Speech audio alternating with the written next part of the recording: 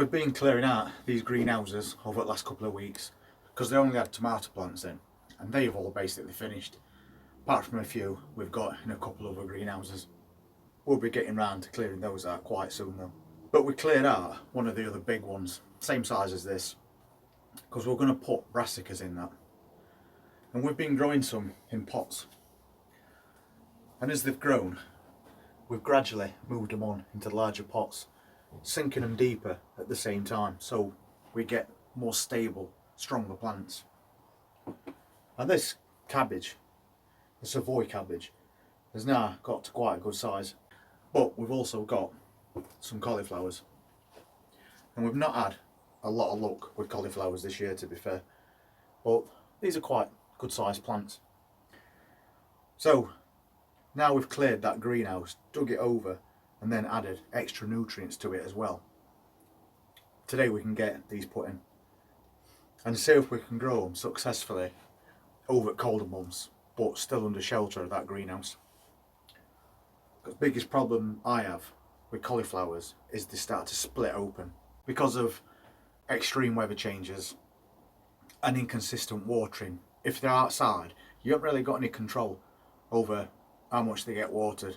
So this year we've had like continuous rains, then droughts, bad winds, and then weather that's been somewhere in a region of 70 degrees but then has shot up to 103 in a matter of a couple of days, and that's not going to do your brassicas much good. So we thought this year we'd try and do them in a more controlled environment, and because it's autumn and the temperature's now starting to drop down, I think we stand a better chance of actually getting something out of these than we did through summer. We've got about 6 plants, we've got a cabbage. I've also got lots of these spring onion plugs as well. So we might as well get some of those in ground and give them a bit more root space to grow. But it's surprising how much quicker things grow inside a greenhouse, even if we have to just take small harvests, small cauliflowers or small cabbages. I'm quite happy to do that than get no cauliflowers like we have done this summer, apart from a couple. And these are his most recent container plants. We put 3 pak choi in there. They seem to be getting established quite well. And then we use this old plant pot holder to put in the rest of those pak chois, just to give them a little bit of space. And again, they're doing perfectly fine. They look really healthy. And that new spring onion container that we've done. It's very difficult to kill onions. Obviously they're really hardy, so perfect to grow in containers because they're also shallow rooted plants.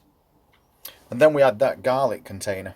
We thought one of them had not germinated, but in a few days it shot up. So we've got a full container there of garlic, and it's virtually doubled in size since showing it last week. And the spring onions that we've got in pots are doing alright too. And obviously that lettuce just seems to be going from strength to strength, and we're going to be starting to take some cuttings from this really soon. And we've got a full crate of wombat cabbage in there, which is basically Chinese cabbage, and we're growing that to cut off the leaves when they get to the right size. But it's these that we're looking at today. Everything else in here seems to be doing perfectly fine. So it's time we set up this new Brassica greenhouse.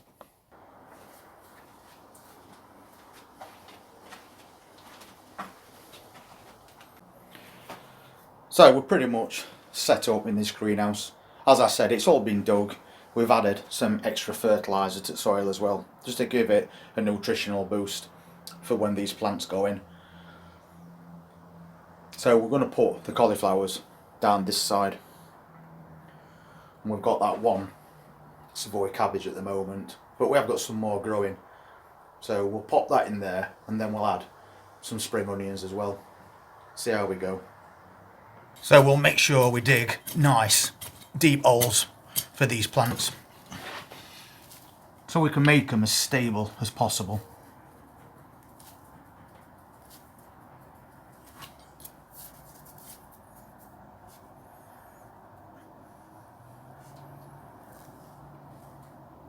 Then we can just drop them in like that, firm them down really well and keep them as upright as possible. And you're soon going to end up with a really strong plant growing there, because it's had the best start. This one is got into one side a bit. It's not really leggy, but if you plant it in ground and it stays like that, it's basically going to rot. It's going to be laid on ground as it grows. The stem will become bent and it won't straighten after that. So you're going to have a poor quality plant. So when you put them in, to push it right in, build around that base and stop that plant from falling over. And you're going to get a better quality plant again after that. Let's get some more in.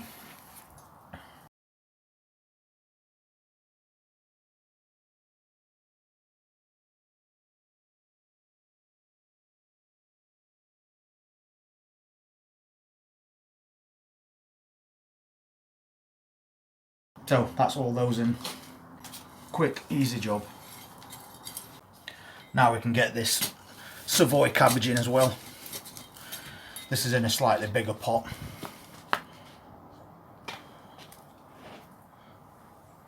So again, exactly the same thing every time with your brassicas. Plant them deep and make sure they're nice and firmly pressed in. It'll not give you any more trouble then. And then we're going to put some of these spring onion plugs in.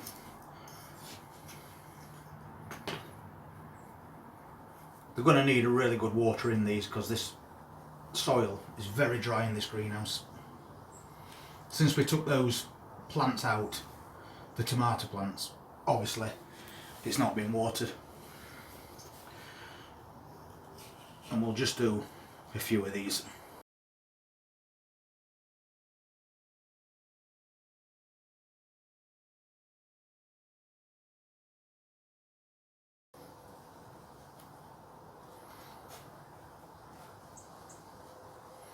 They don't look much at the moment, but they'll soon pick up.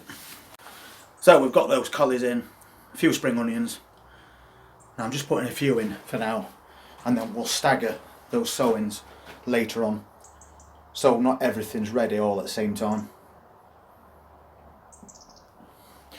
And on that side we've just got that one cabbage, but I'm not putting anything in the rest of it at the moment because I will be putting more cabbages on that side. So all it needs now is a quick water and we're done. So we've got a bit more done actually for a Monday morning. We've got a bit of that greenhouse now set up for us autumn winter plants, and we've got a few more growing on in here which we will then move on to that area.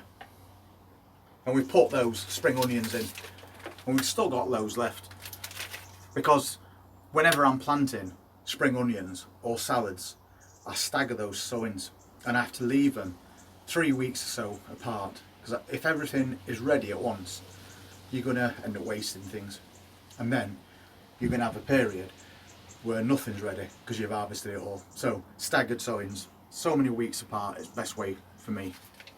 So we'll put these to one side, knowing we've got some replacement plants if we need them. And in just a couple of weeks time that greenhouse is going to be full, and it's going to have rows of these spring onions. It's going to have one side that's all cauliflowers, the other side's going to be all cabbage, and it's going to be interesting to see how they get on through autumn and winter inside that greenhouse. But surely they can't be as bad as some of them were outside during that extreme weather that we had during summer.